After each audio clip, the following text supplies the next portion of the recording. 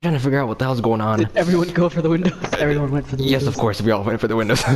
We were just... Hello everybody, welcome back to my channel. This is Frosty Beard. And as you can see, I'm joined by my friend Ryan again. And if you've read the title of the video, you probably already can see that you're in for something a little special. So stick to the end if you want to make sure that you miss no part of any of my amazing stories that I'm about to tell. I'll see you guys at the other end. So basically, like when I was in grade 6, I was like 11 or 12 years old. I was sitting there playing with my Legos because I had just finished my math work, being the good kid that I was. So I had some free time to do whatever I wanted. So I'm sitting there, and all of a sudden some kid goes, "He's naked! He's naked!"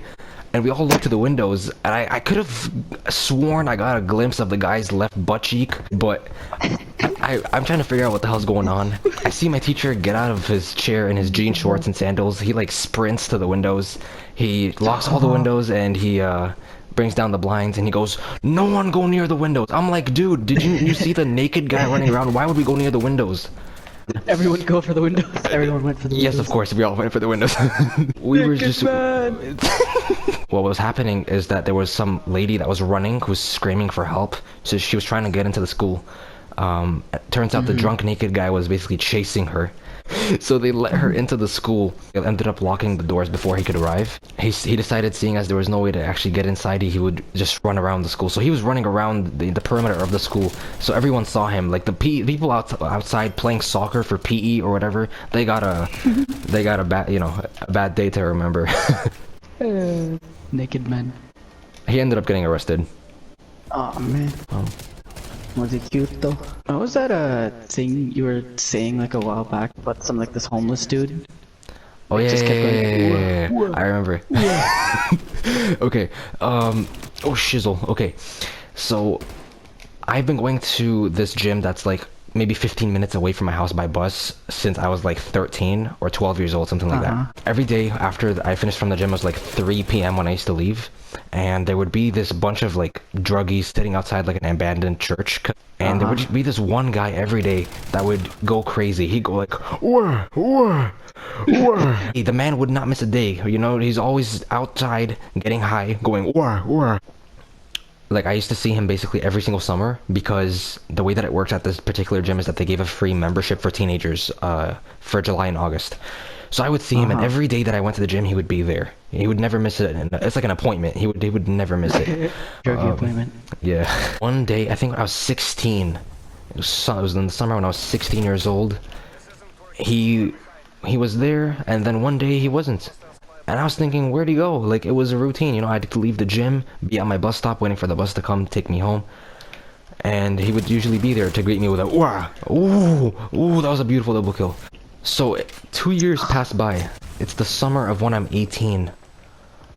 And I'm sitting at the bus stop, waiting for my bus to come, upset because I'm not getting the oohs anymore, you know what I'm saying? And all of a sudden, I see someone come up to me and say, "Hey, you got a couple of dollars on you, brother?" And I look up, and it was the legend himself. Whoa, man. And so I look at him, and I check to see if I have money. Like, I know the guy's like homeless, and I wanted to help him out. So I look at my wallet. I had nothing. I'm just an average broke teenager. So I'm like, "I'm sorry, man. I ain't got nothing on me." And he's like, "No problem. Have a blessed day, man." What a legend. Okay then. Okay then. Good evening, sir. Okay then. Oh, They really have to make the shotguns a one-hit kill. Listen to my voice. Oh.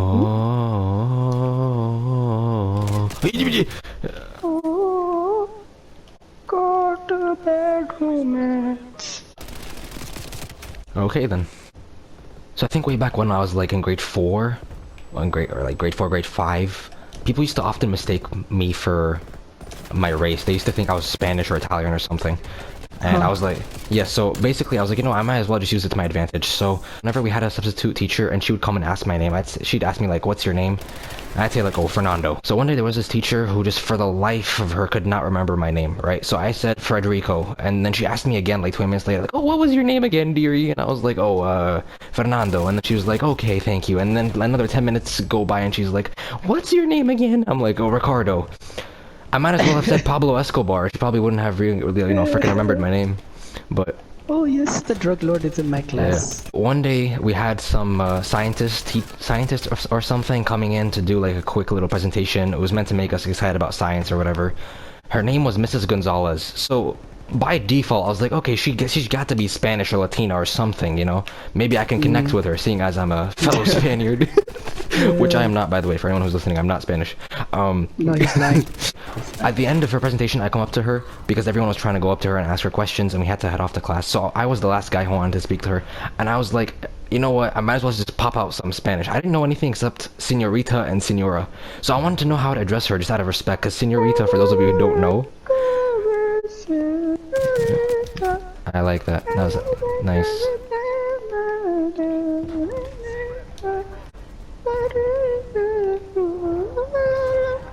So out of respect, I wanted to basically ask her if I should call her Senora or Senorita, because Senorita is for someone who's not married, and Senora is for someone who's married. So I go up to her and I say, you know, in my innocent grade 4 voice, I go, "Are you a Senora or a Senorita?" She says, "Gracias." What does that mean? What does that even mean? Thank you. How do you man, woman? Thank you. I'm thinking, like, what makes her, what did I say that didn't allow her to understand my question?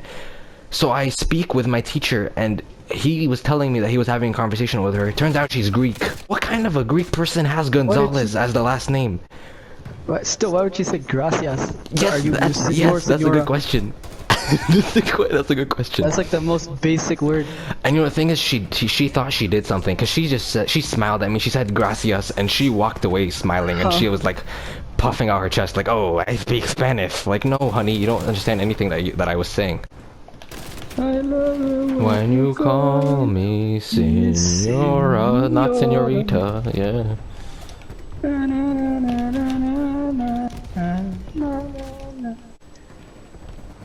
Potato soup.